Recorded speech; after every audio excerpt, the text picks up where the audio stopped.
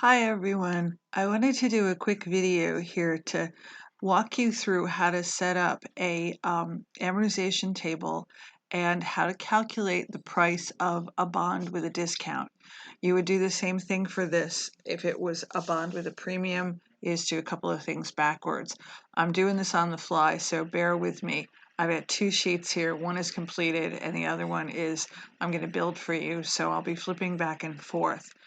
Okay, let's talk about $2 million worth of bonds, 4% interest on the bond, that's the coupon rate, and a 5% interest is the market rate. This is a 10-year bond. This is my answer, so I know that I'm right when I do this, because I've been having a little issue with this myself. Okay, the first thing you have to do to figure out what the price of the bond is, or the original bond carrying amount, is you have to take the $2 million, and I'm going to do this in Excel, so it's equals 2 million times, you can either use 4% interest, you're using the coupon rate, and divide it by 2, or you can just use 2%, which is 0.02, and hopefully that's right. $40,000 is correct. That's the interest payment. And if you look back here, this is one I've already completed. So the interest payment is going to stay the same. The interest dates are wonky because I'm showing the formulas here. So let's just say the first interest date is going to be December 31st, 2019. And then the next one will be June 30th,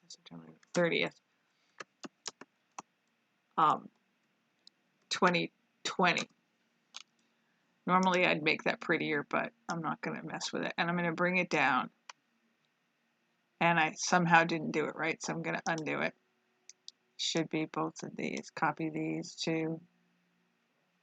That's not what I wanted. I did mention I've been having issues with this, correct? June. Okay. June. Why is it turning into January? Okay. And then we're going to drag it down, and hopefully that'll be right. Okay. The interest payment at this point, there isn't one, because we'll say this is the first year we've got the bond. We just issued it on December 31st.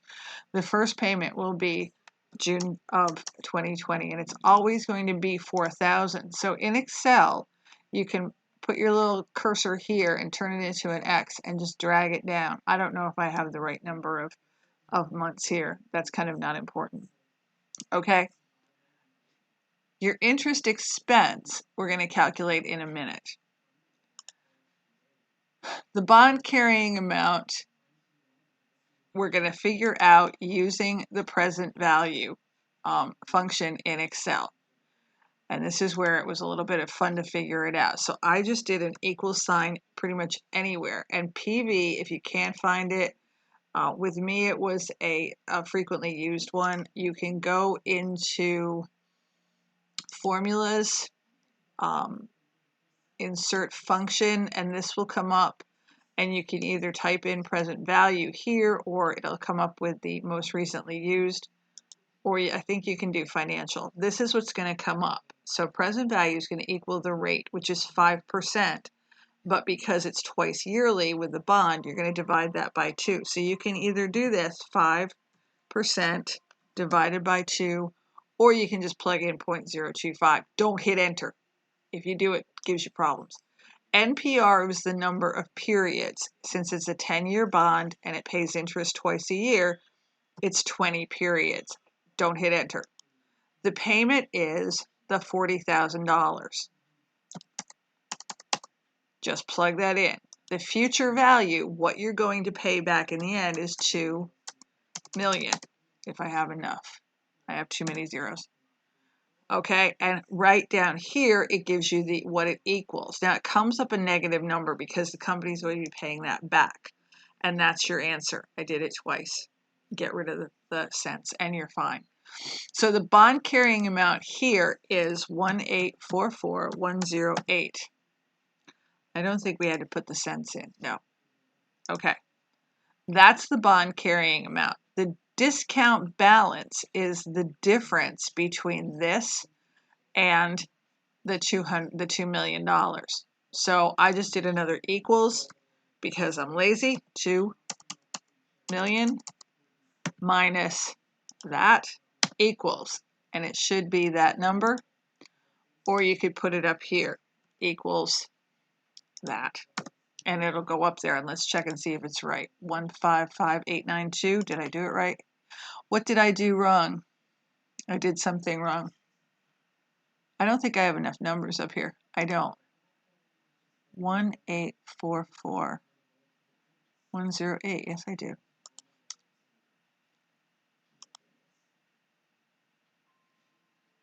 Okay, bear with me. I did tell you I was doing this on the fly. 2 million minus that. Do I have too many zeros?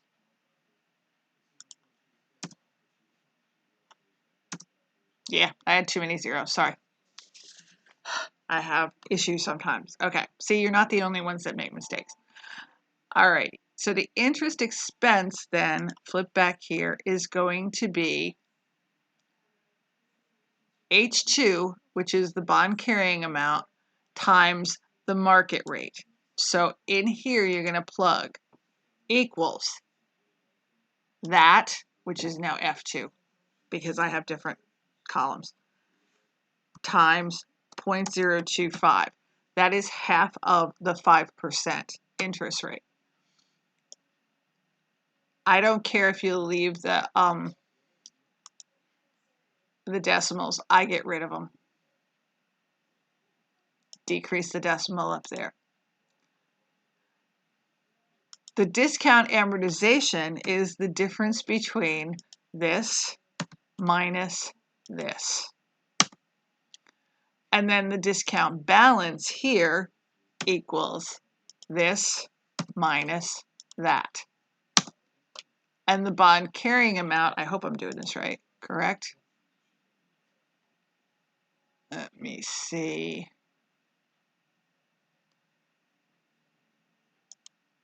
Formulas, let's not show the formulas. Am I right? 149. I feel like I'm not. What is wrong with this? What? That is wacko. My interest expense should be 46103. So this should be 6103. Equals. Oh, I don't have enough zeros here. I do this all the time.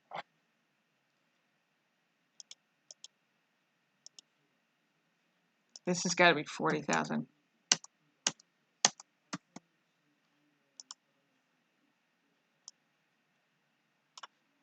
Okay. And that's going to equal that minus that, which is going to make things a whole lot different.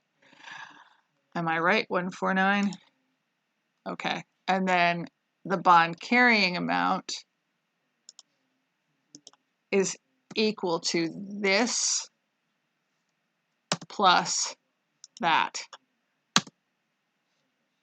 Correct? 185. Okay. So once you've set this up, and what you're saying here is this is my interest payment, which is based on the bonds times the coupon rate. This is my interest expense, which is based on the bonds times the market rate divided by 2 because it's twice a year. The difference between the two is the discount amortization. The discount balance is constantly going down and the bond carrying amount is going up because it is a discount. If it was a premium, it would go the opposite way. Once you have this set up, you can grab your thing here and you can drag it down, and I may come up with weird numbers. That's going to be zeros at first because there's nothing to compare it to. That's going to be strange, but once you get everything plugged in, I don't have quite enough numbers, dates here.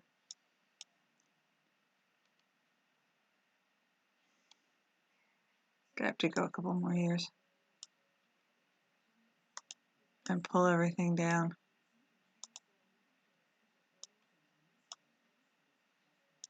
Okay, there'll be zeros for a bit. It'll fix itself as we go.